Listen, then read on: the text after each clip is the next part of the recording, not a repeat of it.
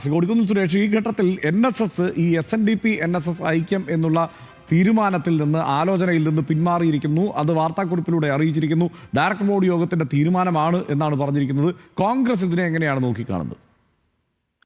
ഇല്ല, NSS SNDP ഐക്യത്തെ സംബന്ധിച്ച് NSSന്റെ ബഹുമാന്യ ജനറൽ സെക്രട്ടറി അന്ന് തന്നെ പറഞ്ഞിരുന്നു, അത്തരമൊരു ഐക്യത്തെ സംബന്ധിച്ച് NSS ഡയറക്ടർ ബോർഡ് യോഗം കൂടി ചർച്ച ചെയ്ത് തീരുമാനമെടുക്കുമെന്നാണ് അദ്ദേഹം പറഞ്ഞത്.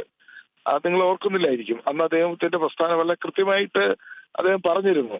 അതിന്റെ അടിസ്ഥാനത്തിൽ NSS ഡയറക്ടർ ബോർഡിൽ നിന്ന് യോഗം കൂടിയപ്പോൾ ആ യോഗത്തിൽ എടുത്ത തീരുമാനത്തിന്റെ അടിസ്ഥാനത്തിൽ ഐക്യം വേണ്ടെന്നുള്ള തീരുമാനം എടുത്തതിന്റെ അടിസ്ഥാനത്തിലുള്ള വാർത്താക്കുറിപ്പാണ് വന്നിട്ടുള്ളതെന്നാണ് ഞാൻ മനസ്സിലാക്കുന്നത്. എനിക്ക് വിശദാംശങ്ങളൊന്നും താങ്കൾക്ക് വളരെ അടുത്ത ബന്ധം NSS നേതൃത്വവുമായി ഉള്ളതാണ്.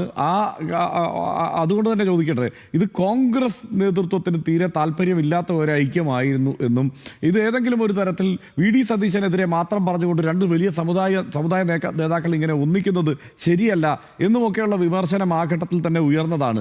അത്തരമൊരു ആലോചന NSS ഡയറക്ടർ ബോർഡിൽ ഉണ്ടായിട്ടുണ്ടാകുമോ?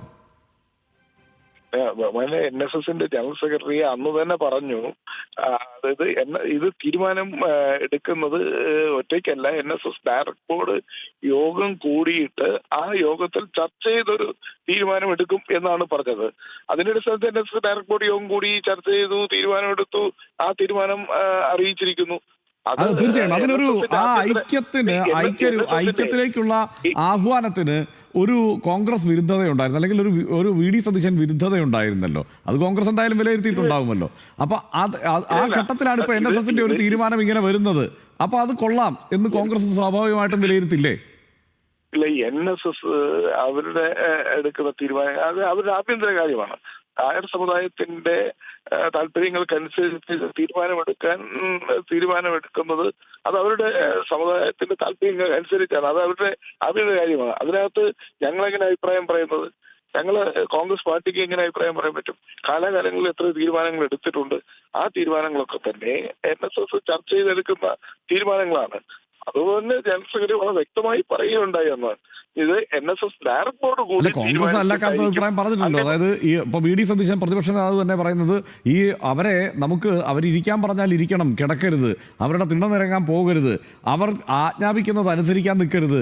അങ്ങനെ കൃത്യമായി ഇവരുടെ നിലപാടുകളെ കുറിച്ച് അഭിപ്രായമുള്ള കോൺഗ്രസ് നേതാക്കന്മാരുണ്ടല്ലോ. അപ്പോൾ അതുകൊണ്ടാണ് ഞാൻ ചോദിക്കുന്നത്, ഈ ഘട്ടത്തിൽ ഇങ്ങനെ ഒരു തീരുമാനം എടുക്കുമ്പോൾ അതിൽ രാഷ്ട്രീയം ഉണ്ടായിരുന്നു. ആ തീരുമാനം ഐക്യ ആഹ്വാനത്തിൽ ഒരു രാഷ്ട്രീയം ഉണ്ടായിരുന്നു. ആ രാഷ്ട്രീയം ഒഴിവാകുന്നു എന്നുള്ള വിലയിരുത്തലില്ലേ? കോൺഗ്രസ് പാർട്ടി എപ്പോഴും എല്ലാ സമുദായ സംഘടനകളുമായി ഊഷ്മളമായ ബന്ധം കാത്തുസൂക്ഷിച്ചുള്ള പാർട്ടിയാണ് കോൺഗ്രസ് പാർട്ടി. അതിന്റെ ചരിത്രം നിങ്ങൾ പരിശോധിച്ച് നോക്കിയാൽ കോൺഗ്രസ് പാർട്ടി ഒരു സമുദായവുമായി ഏറ്റുമുട്ടാനോ ഏതെങ്കിലും സമുദായമായി സംഘടനകളുമായി ഏറ്റുമുട്ടാനോ അവരെ അപകീർത്തിപ്പെടുത്തുവാനോ അവരെ മോശമായി ചിത്രീകരിക്കാനോ ഒരിക്കലും ശ്രമിച്ചിട്ടില്ല. CPM ആണ് അത്തരം ശ്രമങ്ങൾ കാലാകാലങ്ങളിൽ വോട്ട് ബാങ്കിനെ ലക്ഷ്യം വെച്ച് സമുദായ സംഘടനകളെ ഭിന്നിപ്പിക്കാനും അവരെ മോശമായി ചിത്രീകരിക്കാനും ശ്രമിച്ചിട്ടുള്ളത്.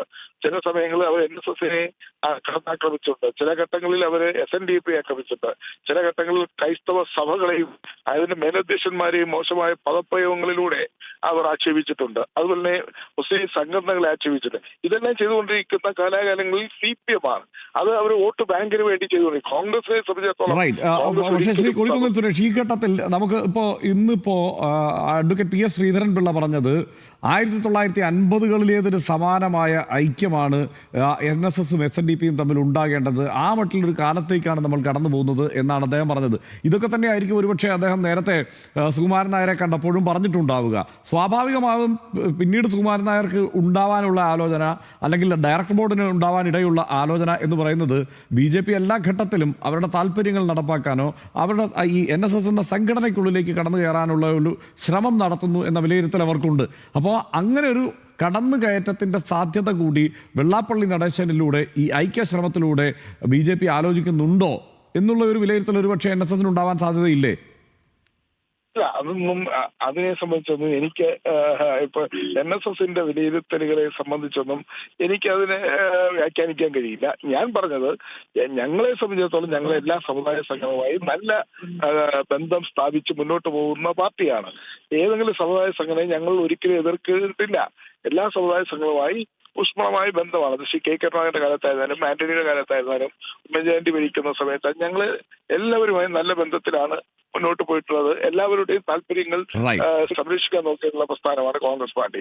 അതുകൊണ്ട് കോൺഗ്രസിനെ സംബന്ധിച്ചിടത്തോളം സമുദായ സംഘടനകൾ സഹവർത്തിത്വത്തോടു കൂടി അതുപോലെ തന്നെ ഐക്യത്തോടു കൂടി നല്ല യോജിപ്പോടു കൂടി പോകണമെന്ന് ആഗ്രഹിക്കുന്ന പാർട്ടി കോൺഗ്രസ് ആണ്. ഒരിക്കലും അത് റൈറ്റ്. തമ്മിൽ ശ്രീ കൊടിക്കുന്നിൽ സുരേഷ് ആ ഭിന്നിപ്പിക്കാനോ അഭിപ്രായത്തിൽ ഉറച്ചു നിൽക്കുകയും ആ നിലയ്ക്ക് സമുദായ സംഘടനകളുമായി ഐക്യത്തിലും സ്നേഹത്തിലും പോകണം എന്നുള്ള ആലോചനയിൽ നിൽക്കുകയുമാണ്. അതുകൊണ്ട് അദ്ദേഹത്തിൽ നിന്ന് ഇനി കൂടുതൽ ആ മട്ടിലുള്ള പ്രതികരണങ്ങൾ ഉണ്ടാവില്ല എന്ന് നമുക്ക് ഉറപ്പാണ്. നന്ദി ശ്രീ കൊടിക്കുന്നിൽ സുരേഷ് ഈ ഘട്ടത്തിൽ പ്രതികരിച്ചതിന്.